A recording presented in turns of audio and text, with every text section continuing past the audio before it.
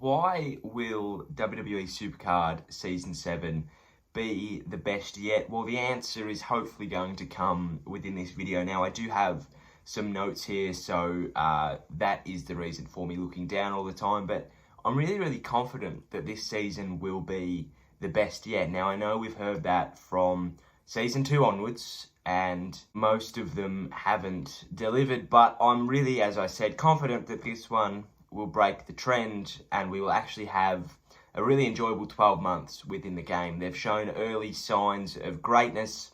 Let's just hope that they can keep on batting deep into the middle order and round out with a bit of a wag in the tail and have a really good first innings score here at the MCG. But without any further ado, we're going to get into why Season 7 will be the best season yet of WWE SuperCard. So, Super Coins releases the pressure and gives time back to the average player. Now, that is huge. Now, Super Coins, if you don't know, is now the one in-form, in-game currency that's not credits, but it's the one currency, except for tickets. There's just a lot of currencies, isn't there? I'm just shooting myself in the foot. It's the one currency that you can use now to purchase everything from TBG rewards, like the TBG packs, whatever's in the LP store, like card backs and league packs and stuff, and money in the bank cards. Now, this is a very wise, very handy, very needed expense and an addition to the game. I think that it just makes it really easy on the free-to-play player because, or not the free, but the average player, because I've got 2 momentum slots to get a week, right? That's 1,000 points. That's nothing. You put back on top of that the fact that I've then got 2 TBGs, plus I want to get the new Money in the Bank cards, plus the events, team and solo, plus then the rest of it. It's not a hobby, it's a second job, and it makes it really difficult for me to be able to obtain said momentums, said charges, Money in the Bank cards, and the rest of it. It just makes it really difficult, whereas this releases the pressure. I can now buy those Money in the Bank cards through the LP store, you know, or the superstore, as they're calling it. I can buy those cards now without having to do any additional work. I can now, you know, it frees up my time. It's magnificent. And it gives me time back as well, which is even better. PvP cycles 24/7 makes the game more enjoyable. / choose your own adventure. I think that this is really well needed. It's not really something that we've been calling for, but I think it's something that really could shake the game up. Now, what I mean by that is they are putting all 5, male chamber, women's chamber, male rumble, female rumble, plus war. Is that it? I think so. 5. God, I'm good. They're putting all 5 in that are running simultaneously. And I think that's really good. As I said, it's choose your own adventure. Now, like, you know, people may not like Elimination Chamber or War or Rumble. That's fine. You don't have to suffer through that week. You can just play Rumble all the time. It's going to be really good. It makes it, you know, more enjoyable. You know, there's nothing worse than when a War week comes around, in my opinion, because I don't like it. Yet, I don't have to suffer through that anymore. I can just play men's or women's Rumble all the time, get all my cards trained up. It makes it really free-flowing. You know, I don't need to spend, you know, hours and hours grinding through something I don't want to do. I think that the momentum slot base will go up because a lot more people will be playing Rumble, I would assume. So, you know, that's more points per game, more super coins, I think, as well, probably. You know, I think that this will make it really competitive, and I think we'll see a lot more people get momentum slots, which means decks will be better, which means events will be harder. I think it brings back that grinding element to the game, which I think has been missing a little bit in days gone by. Now, as we've seen towards the end of Season 6, they're making it more free to play, or, as I've said here, they've given us an added chance. As we saw in the Day of the Dead, even the Super Pass, if you want to go back that far, and the Undertaker 30 Years event, they gave the free-to-play player a chance to get those cards. They gave them a chance to get the Undertaker cards through the Fusion and the collectible thing. Same with the Day of the Dead. And they gave the free player 16 or 15 rewards in the Super Pass. They're not giving you the keys to the door, but they are telling you that the spare key is under the mat, and that is really, I think it's nice. I think that, as I've said in previous videos, you know, going back to how they shot themselves in the foot and how they can save themselves from a drowning death, all we needed was a chance, and we're finally getting it, and it's really awesome. I think that it brings people into the game. If people now know that they can legitimately get an Undertaker card for free, it's really good. And it promotes a positive community, because instead of people getting on Twitter and whinging about how they can't get this card because you have to pay to get it, they're going, now hang on, you can get it for free. And I think that that is all that they've been asking for, we've been asking for, and they're finally getting it done for us. Seasonal ladders, autoplay, and additional draft boards. Autoplay, big yes. They're basically saying, stuff your bots. We've now added the ultimate bot. So, well done. That's great security. Seasonal ladders makes things, I guess, more enjoyable, because you're getting more rewards. There was no way known that I was going to play. Yeah, well, look at it this way. So, I think I'm at 60,000 games or something, nearly 70. No way known I'm getting to 80,000 games for my next ladder award, but I know that now in this new season, I'll be getting, you know, good cards basically from the get-go, because it'll be based on my top 8, which is SummerSlam 20.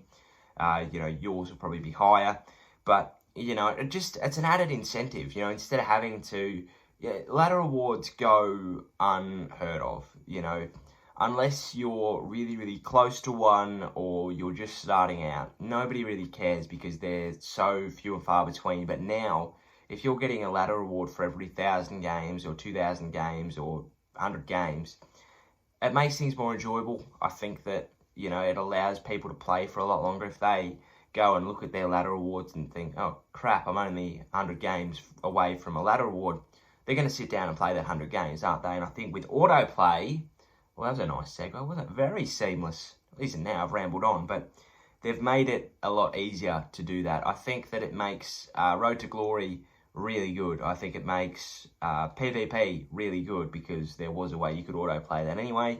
I think it makes all modes really fluid, and it gives you time back. You know, if I can now just play Road to Glory, I don't know if I actually have to go and choose the opponents. I think I would, but if I could just, you know, leave it, go and make a cuppa, come back, press +5 again, go and put the washing on, come back, press +5 again, you know, you get it. You know, it just, I can now do other things instead of just sitting on a Sunday afternoon and playing this wonderful game. And additional draft boards, they have said that now in every mode, you will be able to get cards or pick cards off the board for completing that mode, which I think hasn't, what is, but it is. It's necessary, but, you know, it's just another nice, it's a 1%er that they're putting into the game, which is awesome.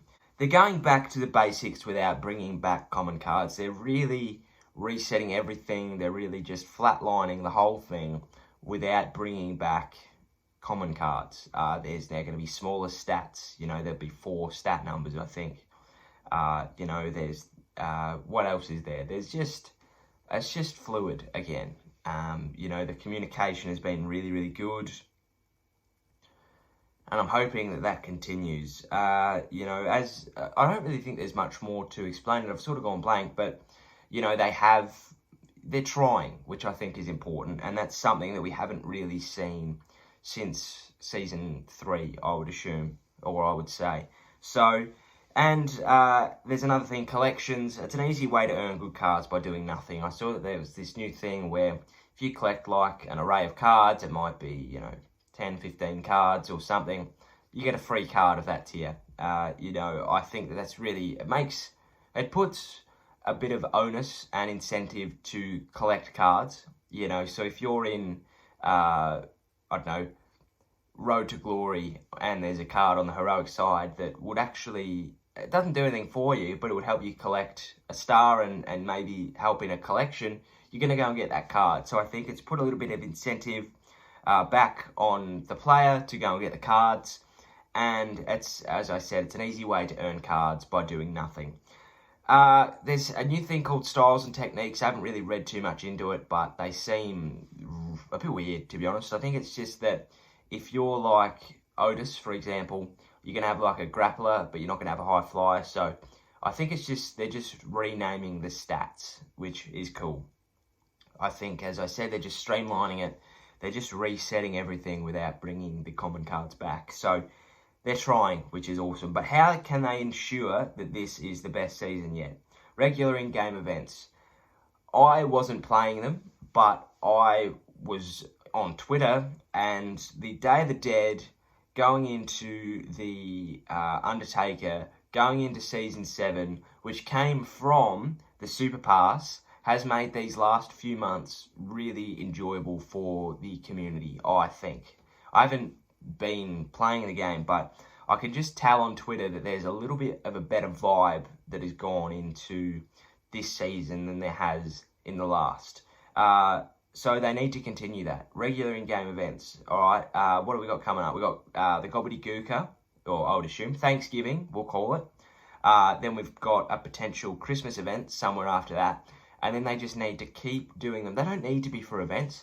Just bring in, you know, Samoa Joe cards, for example. All right? He's got nothing to do with whatever, but he's really, really enjoyable. And, you know, it's an added chance of getting a card. It's really cool, and they need to keep doing that. Upped communication rates and clarity. What I've really enjoyed about these last couple of weeks is they're basically spelling out for us what this new season's going to be like, and they need to keep doing that. They need to update us 100% of the time about maintenances, bugs, issues that they're having, because if there's clarity between player and developer, there's going to be a better relationship going forward, and that's important. I think for them, they need to own their mistakes and fix them. If there's a bug or a glitch that shouldn't be there, they just need to come out and say, we stuffed up. That's the easiest way home, to be honest, and then they need to go and fix them. Too many times in the past have SuperCard gone, there's a bug here, and then everybody goes, right, and then they go, right, there's still a bug, and we're like, right, what are you going to do? And they go, we don't know. And then there's nothing going forward. So, as I said, if they can own their mistakes, NBA 2K did it the other day. They stuffed up. They said, look, we stuffed up. They put a big post about it. We're going to fix it. They fixed it. And people like bold decisions. They like people owning their mistakes, because I know this is a bit weird, but Dan Andrews, the Victorian Premier, has, you know, he's been on and on, hot and cold with the public, but whenever he makes a bold decision, people respect him. And I think that SuperCard can do the same thing. If they can own their mistakes and be bold with how they're going to fix it, people will go, all right, I may not like it, but I respect it, because at least they're trying to fix something. They need to triple check everything and make it the best version of itself. I don't want to see any more over the limits. I don't want to see any more LMSs or Clash of Champions go down for an extended amount of time with no reasoning. Again, owning your mistakes. With no reasoning, and they never come back, because that is just weird. It's not even close to the best version of itself, and at the end of the day, it leaves a sour taste in the mouth. You know, there's nothing worse than playing over the limit than going, oh, Jesus, this is terrible, and then it going away and never coming back. So they need to triple check everything and make it the best version it can be, because that's how you have an enjoyable season. And last but not least, do the small things right and the rest will follow. Get back to your basics. What works really well in 1, 2, and 3, and what didn't work too well in 4, 5, and 6. If you can, you know, stop it being grey, you know, and make it black and white, it's going to be a lot more enjoyable for the player, for the viewer, and for the developer.